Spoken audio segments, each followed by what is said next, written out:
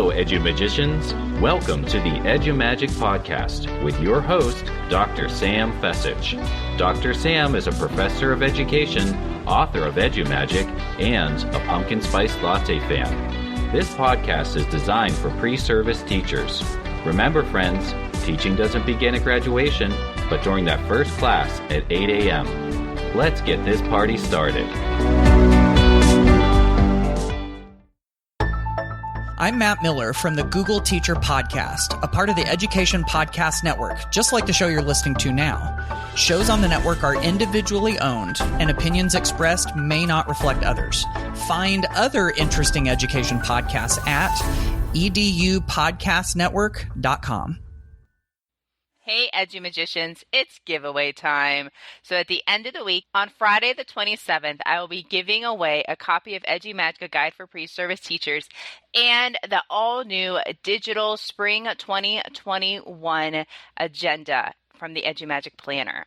I am so excited for this giveaway. So let's talk about how do you get this awesome giveaway? So I'm really excited about this giveaway. Remember, just drop a rating and review, screenshot it, tag me over on Instagram at sfessich, and use hashtag EduMagic. And then on Friday, stay tuned for the winner. Remember, the winner will get a copy of the EduMagic, a guide for pre-service teachers, and the digital download for the Spring 2021 agenda.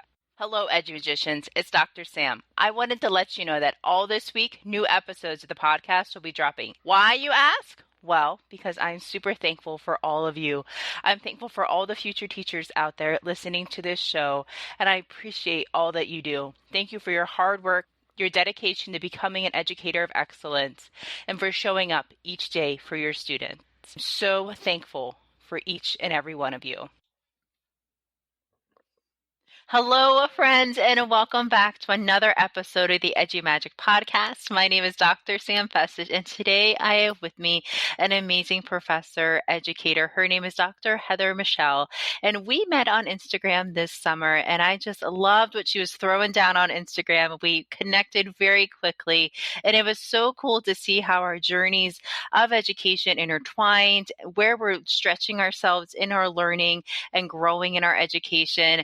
And today, Heather is going to share with us tips for distance learning. If you follow her over on Instagram, you'll know that she's been dropping tips like crazy for distance learning. And I loved each and every one of them. I think they all have different strategies behind them. And they're all so important because we know as we're moving from COVID-19 crisis into COVID-19 distance learning, it's kind of like a new norm type thing. We are always on the lookout for what are our best practices to serve, teach, and reach all of our students in that online space. So Dr. Michel, welcome to the show. Thank you so much, Sam. I'm really excited to be here. And I'm pumped to have you here. I know. It's been a long time coming. Yes, we've been trying to meet up and get together on this, so I'm glad that we finally made it happen. For sure, for sure.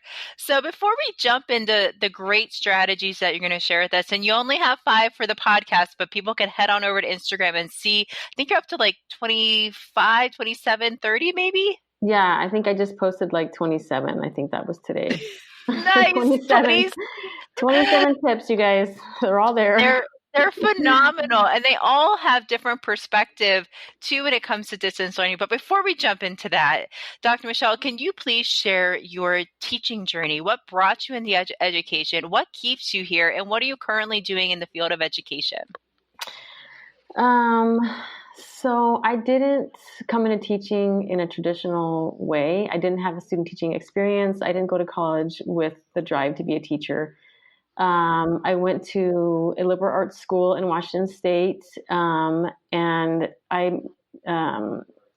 a multidisciplinary major, and so I focused on Spanish, anthropology, and immigration studies. And while I was in college, I started getting these jobs with children, and I really enjoyed it. And by the time I graduated, I was like, I really want to work with kids, but at that point, I didn't want to go back to school and get my teaching credentials. So I learned about Teach for America, and I applied and I got in. I thought, well, this is a great way for me to see if this is what I really want to do. I want to have an impact in the world in positive ways. I just really haven't found my place around that. So I got into Teach for America, and I got placed in Houston, Texas, in a community that was, serving underprivileged, under-resourced families. And I just fell in love with it. I was just like, oh my gosh, this is the best thing ever. I taught first and second grade. Teaching kids how to read is the most amazing feeling on the planet. Yeah, it's just amazing. And I just felt it's really gratifying to be able to see the fruits of your labor within a 9-month period. Like when you really want to have an impact on society, impact on a community, you can actually see that impact with your students. And I just fell in love with that experience. From there, I did my 2 years in Teach for America, and then I wanted to go back to grad school and get a teaching degree. I was credentialed in Houston, and then wanted to go back to grad school. So I moved from Houston, Texas to San Diego, and got a job at a charter school.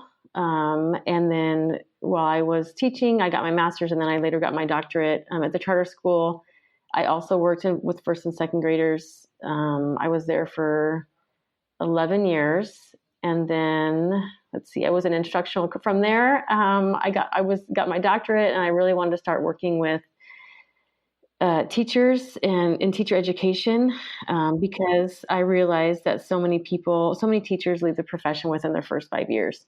And I finally kind of came to this conclusion: if I really want to have an impact in education, maybe I should put my efforts in teacher education and how to find ways to set teachers up for success. So I became a mentor, a new teacher mentor. In every job that I've had, I kind of looked for those opportunities.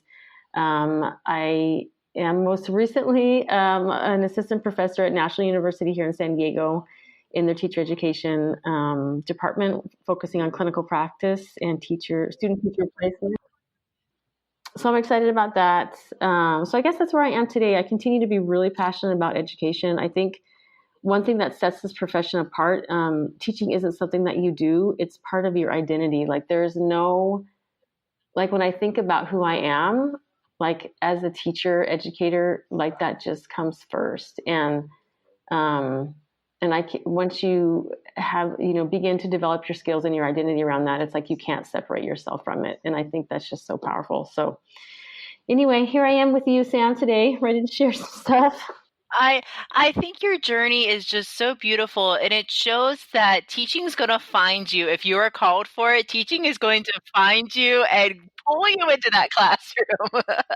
Dr. Michel, you shared about the importance of teacher burnout and why teachers leave the profession. Could we press on that topic just for a little bit during our conversation today?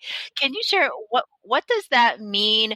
Why is that a phenomenon in teaching, and how can we help teachers stay in this profession? Oh my gosh, Sam, you are touching one of my sweet spots. I think that I could talk about this. Can we talk about this all the time? Let's see. I think teachers experience burnout when, there's lots of different reasons, but I think what happens is, I think some teachers, when they first get into the profession, they have kind of fantasize what it's going to be like. And then when they finally get there, it doesn't quite match what they envisioned when they chose this profession in the first place. I think the demands on teachers are crazy right now. And if you don't learn to set boundaries for yourself, me included, this is something I have to relearn at every position I take, because it feels good when you're doing it and you're new and you have less time and you may or may not have kids and you don't have a personal life and you're like, okay, I'm going home, I'm going to do this. And it feels good in the beginning, but then all of a sudden time arrives where you're like, whoa, I'm emotionally exhausted. I'm physically exhausted. I'm doing too much. So that whole idea of like setting boundaries around your profession and setting boundaries around the time that you're going to give it, and to really focus on that self-care is like huge right now. But so even setting those boundaries, even if it feels like you don't have to, if you're going to think about the longevity of your career, I think is really key. I think teachers need to keep things fresh. The teachers that I know that have stayed in the profession the longest, they switch grade levels, they switch schools, they're always constantly learning. It doesn't necessarily have to be, that graduate program or that doctoral program, although I'm a huge advocate for that. So that could be a whole nother show right there. But the teachers that I know that have stayed in it and continue to feel rejuvenated by the profession are those that make a change. And I as I was coaching new teachers and as I was working with veteran teachers in different school settings, they think, oh, I don't want to change. I put so much energy into this grade level. I put so much energy into the school. Like, am I going to lead the school? And it's almost like they don't want to be a traitor to the community that they started.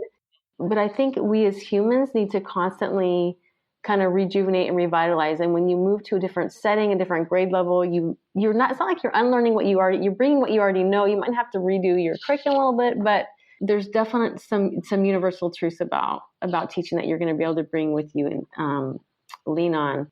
I think there's a mindset that is not talked about enough as new teachers move into the profession. You need to advocate for yourself. You need to position yourself with that. I'm going to be in this profession for the long term. And so what that means is, finding educators that share your same philosophy. Like, hands down, you need to find your people.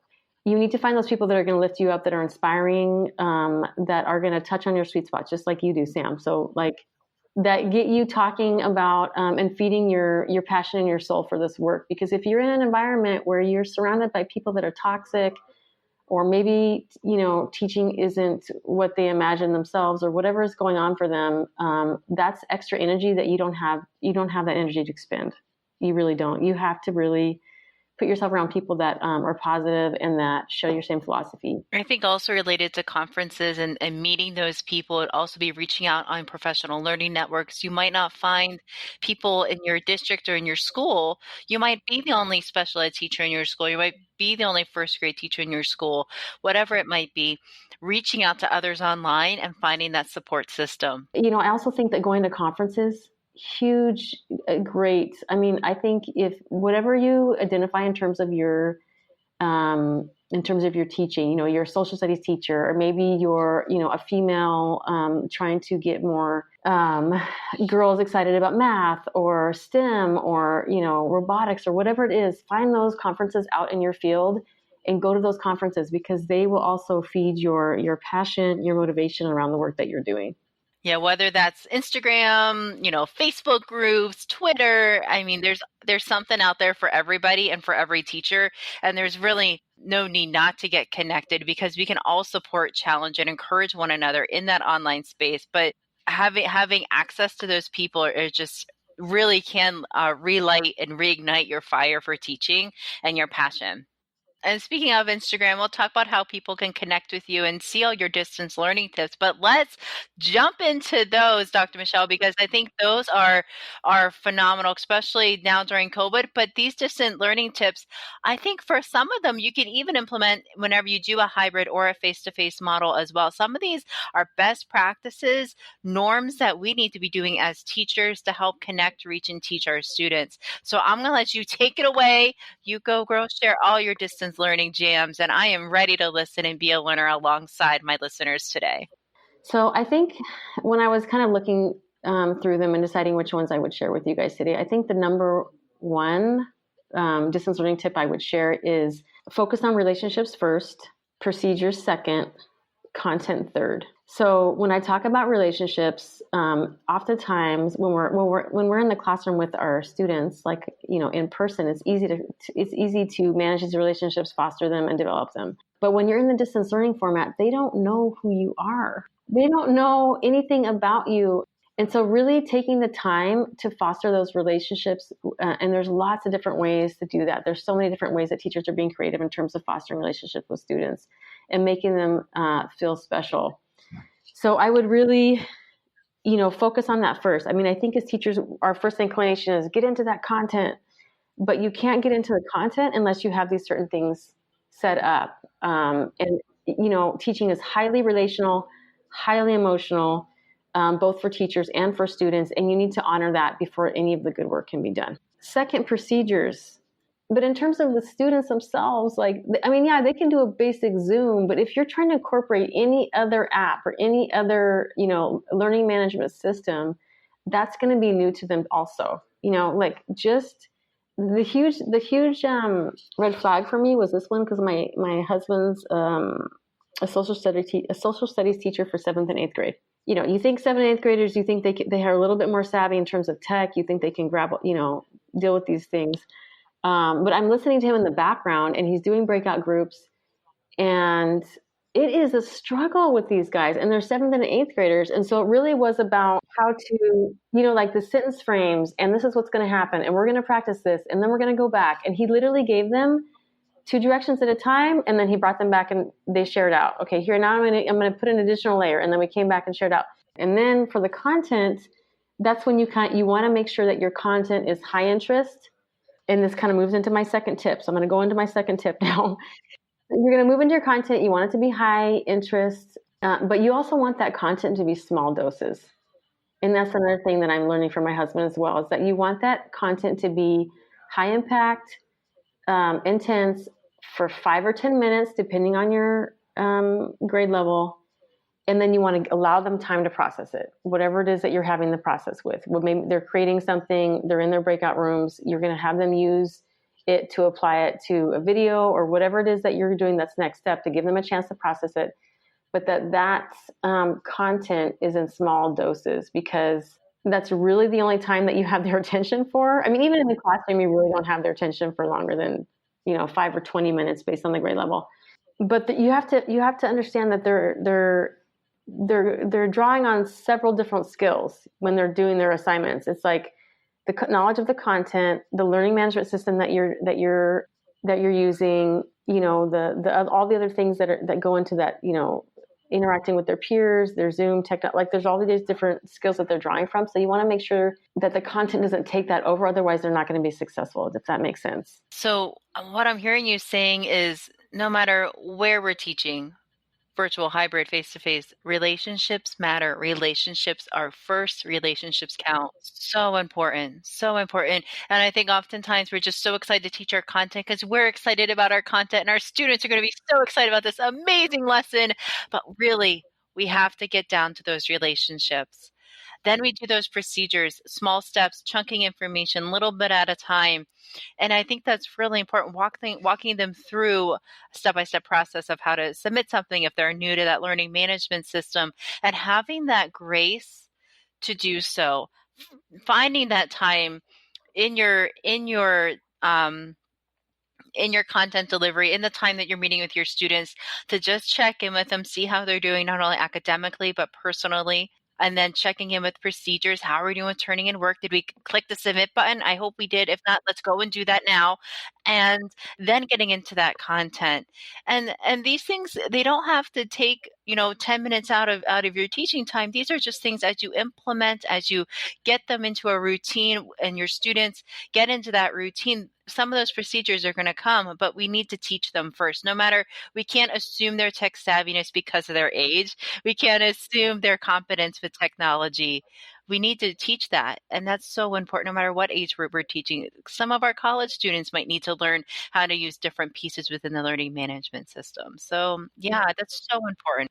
So when we're thinking about building those relationships in the online space, and maybe this will lead into another tip, but I'm going to ask, how can we build those relationships with our students? Because as you were sharing, they don't know you, and you're just coming at them, talking to them on a screen. So how can we get to know them? How can they get to know us as people besides the teacher on the screen? How can we get to know them as humans, and how can they get to know us in that virtual space?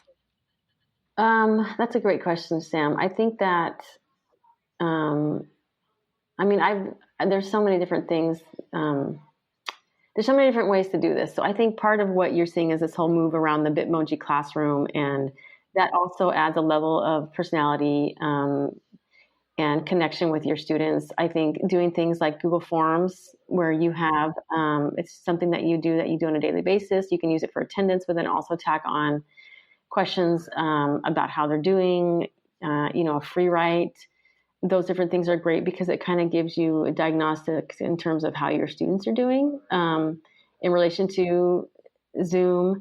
I think things like old school stuff, like sending something in the mail. I mean, that is huge. Those are, you can print off postcards, you can standardize them so you're not spending a lot of time on it, send postcards out. You can do things like, interactive journaling, which is super powerful. I've been hearing about that. I mean, I posted on that. Interactive journaling is like this huge, it's like this great thing. I mean, I'm kind of a writer. I love writing. So to me, I was like, oh my gosh, I'm totally doing this. But the thing with interactive journaling is it really builds on empathic extension, which is another one of my tips.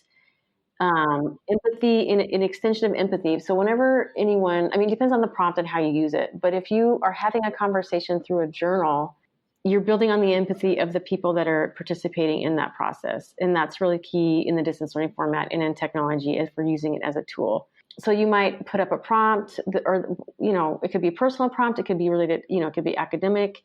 The student responds and then you respond back. If you have a lot of students that you're interacting with, maybe you only respond to 3 a day or 5 a day or 1 a day or whatever it is, however you need to manage it.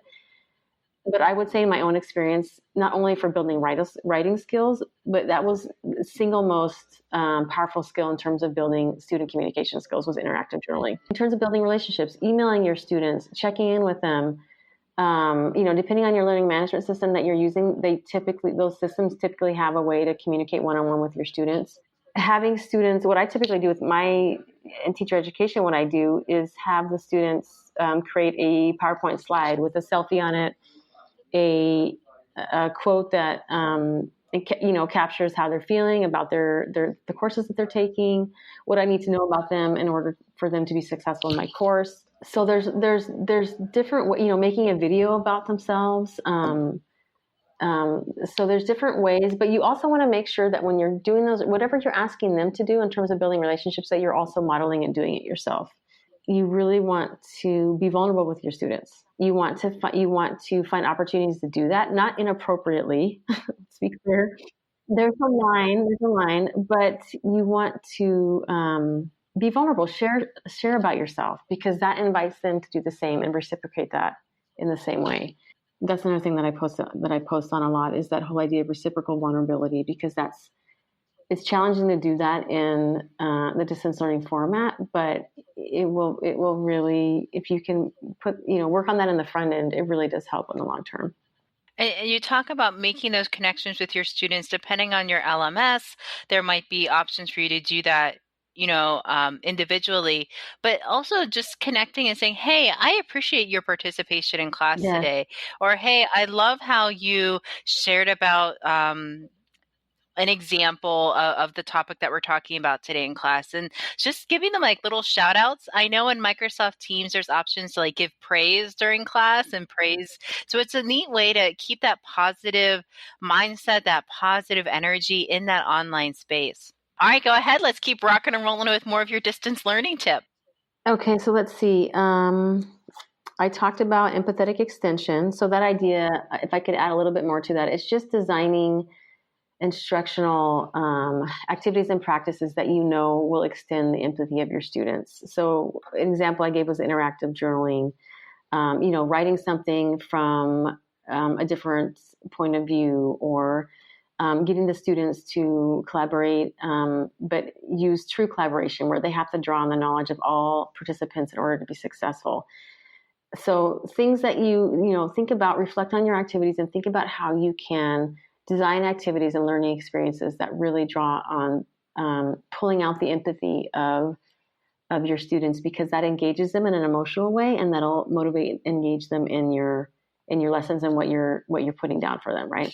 So my the other one I want to say that I think that people sometimes minimize is drawing on the efforts of all stakeholders.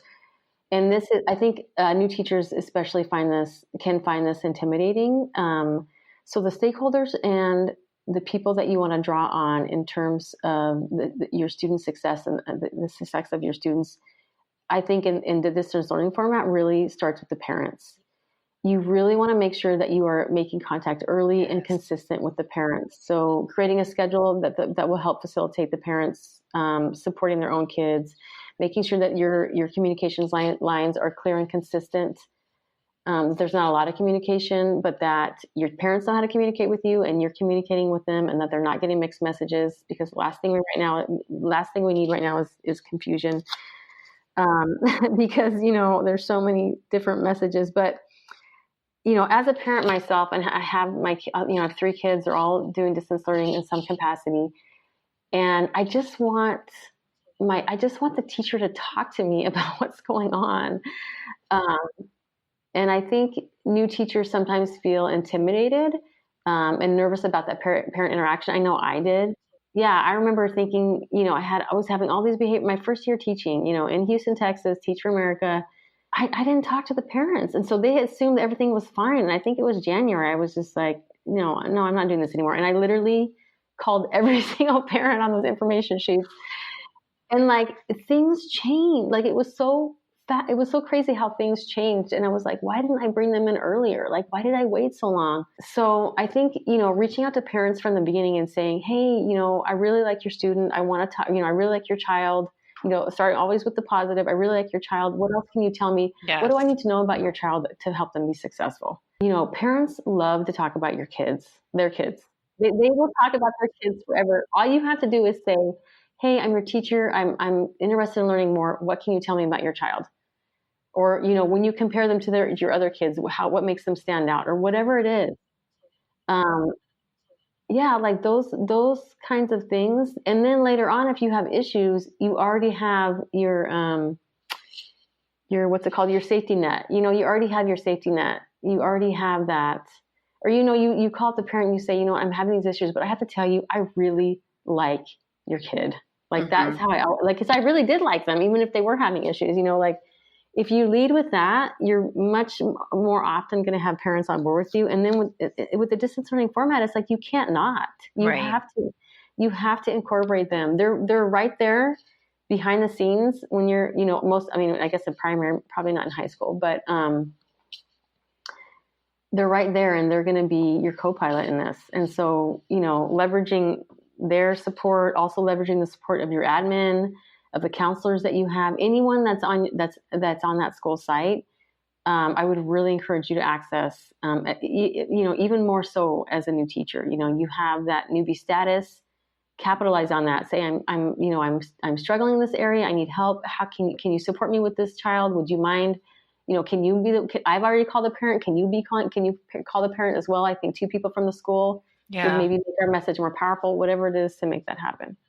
I like how whenever you talked about they come alongside you, they're a co-pilot, and it just reminded me that we are all focused on that child. We want that child to succeed in the classroom. It really does take a team to help a child succeed in the classroom, no matter if the child is typically developing or has a disability.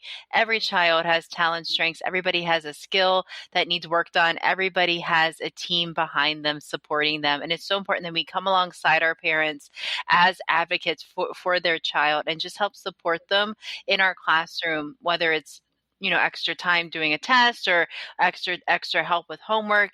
You never know what a child needs, and just coming alongside, asking those questions. But it's so important to set the stage with that positive interaction first. So being open in your communication, connecting with the parents early on, sharing those positives, because you can find a positive about every child in your class, right? And then work together to problem solve. Yes. And the thing is, parents, also being on the other end, because I do have a son that does have behavior problems sometimes. You really want to hear the good and the bad, but you want to feel like the teacher is on the same page and that you're a team, really. And I don't expect everything to be solved. I don't expect anyone to have the answers, but being willing to approach the situation and problem solve in a way that's good for everybody. It really is. It really is. All right, Dr. Michel, what other tips do you have for us today?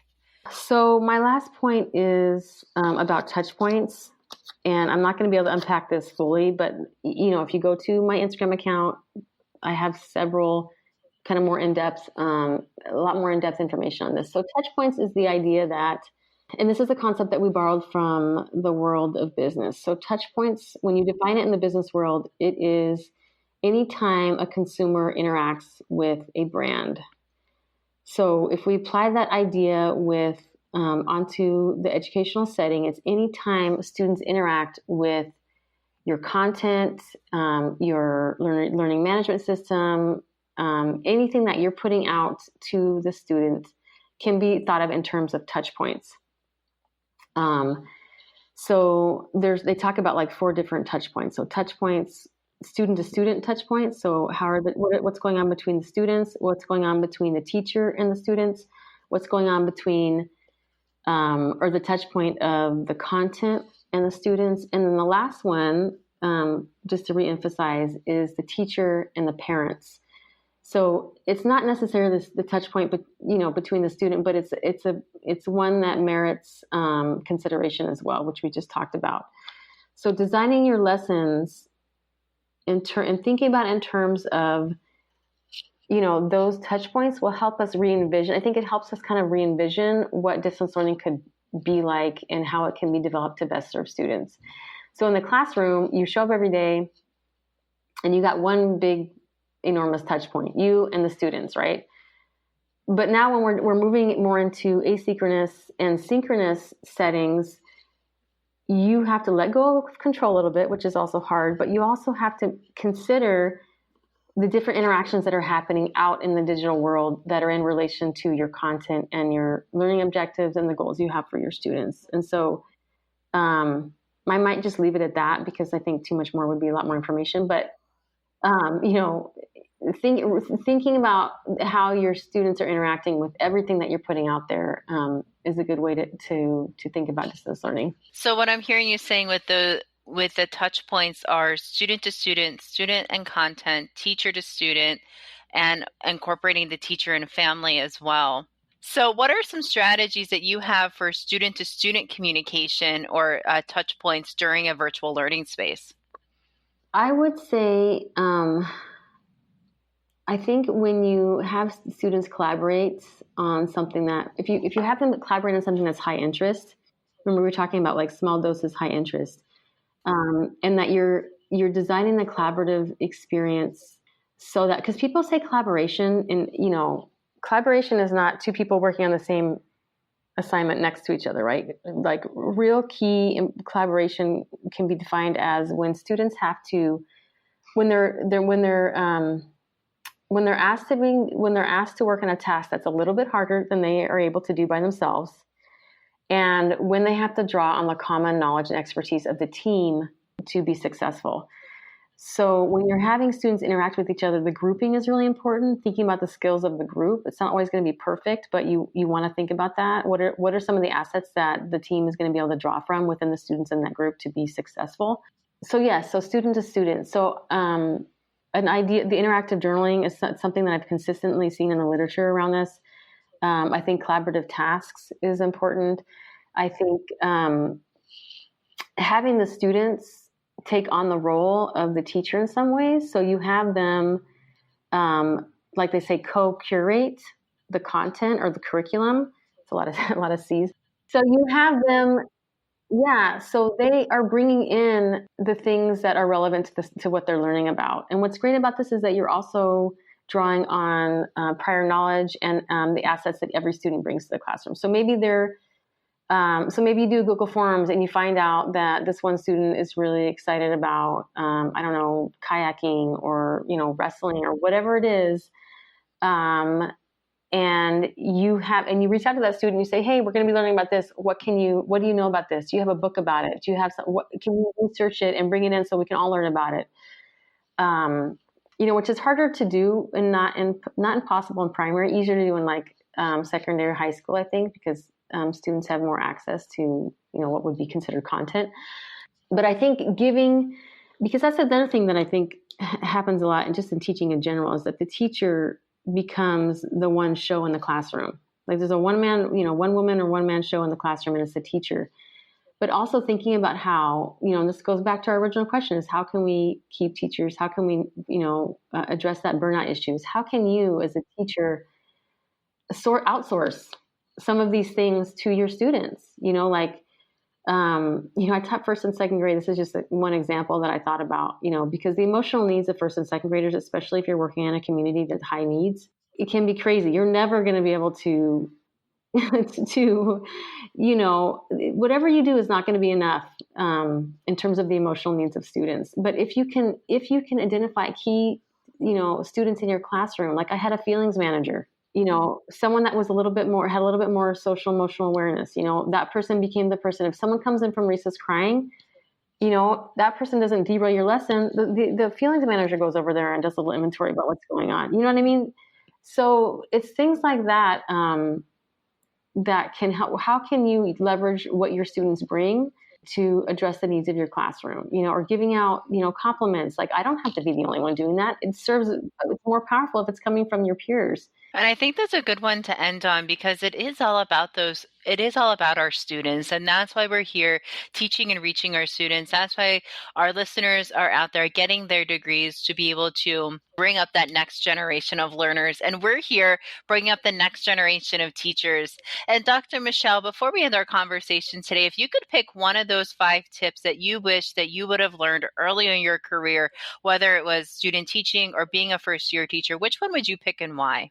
I would pick the first one. The relationships every day. The relationships first, procedures second. Yeah. I mean, I think that's so key. And I think what happens, I was just talking to a new teacher the other day, and she happened to go to the same university that I previously taught at. And I was, I didn't teach her, but I know the master's program that she went through, and she did a whole master's thesis on social emotional learning and relationship building. And I was coaching her, and it was like day 3 in her instruction, and she was like, she's like, it's day 3. Oh my gosh, I just love her. She's like, it's day 3, and we're not even through lesson 2. And I'm like, the math lesson. I'm just like, wait, what? I'm like, you're day 3, and you're worried about? She's like, yeah, we're gonna be totally off schedule. And she was all worked up about, not getting through that lesson. And I was like, wait a second. And then she was telling me she had people crying on her Zoom. She had a parent that got involved, and I'm like, they don't know who you are. And she's like, oh my God, you're right. She's like, you're right. I know about this. Why did I not do it first? And I think the thing with teaching is it's really easy. And especially with teachers, because we're typically very task driven, very task oriented. Let's get through this. We're moving through the curriculum. We got our goals. Let's move. So I think sometimes, and I speak from my own personal experience, like you're just moving forward. But what's happening in the periphery is that you haven't addressed the emotional needs of your students. And if you don't do that, everything else is lost. You know what I mean? Like you have to focus on relationships first. And even though, your pacing guide says, we're done with, lesson 1.1 through 1.5 the first week of school, which they always do that, but you have to put that aside and really focus on relationships, especially now. Yeah, relationships all day, every day. And it's something that you never stop doing in your classes. It's not the thing that you end on the first week. Okay, now I know everything about everybody. I'm done getting to know my students. Now let's get into content. It's something that you do each week, each day, just in the small interactions that you have with your students. It's something that's never done. It's something that's always built upon. Now, Dr. Michel, you only shared 5 of your distance learning tips, but you have over 25 of them posted on your Instagram as we're having our conversation. I'm scrolling through your Instagram like, yeah, this is great. So where can my listeners go to connect with you, to find those other distance learning tips, and to find out more about your teaching journey, your tips for new teachers? You're all about self-care on your social media and distance learning. So where can we go to find all the things, Dr. Michel? So my handle is Dr. Michel_coaches on Instagram. And Dr. has a period. So Dr. Michel _ And Facebook, it's just Dr. Michel Coaches, no underscore. And I would just really love to connect with your listeners. I know we do a lot of the same work, Sam, and I've loved collaborating. Hope we get to do it again in the future. And I think, just a shout out to Instagram and the community that's out there. There are so many resources for inspiration, For new teachers, there's coaches, there's tons of really great advice out there. And it's only, a tap away. So, reach out to me, but I'm not the only one. There's just a lot out there. So. Right. There's so many people out there to connect with, and you need to connect with Dr. Michel, friends. So check out her learning tips. They're all over her Instagram page. Check out her self-care tips, because that's something that I know I'm still working on, and we as future teachers are always still working on that skill. Get that skill down now, so in your first year, you got that self-care down.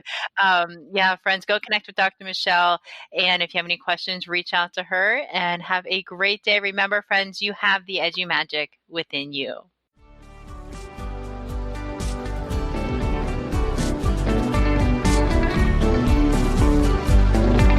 And there you have it, EduMagicians. If you enjoyed this episode, please subscribe and share it with your friends.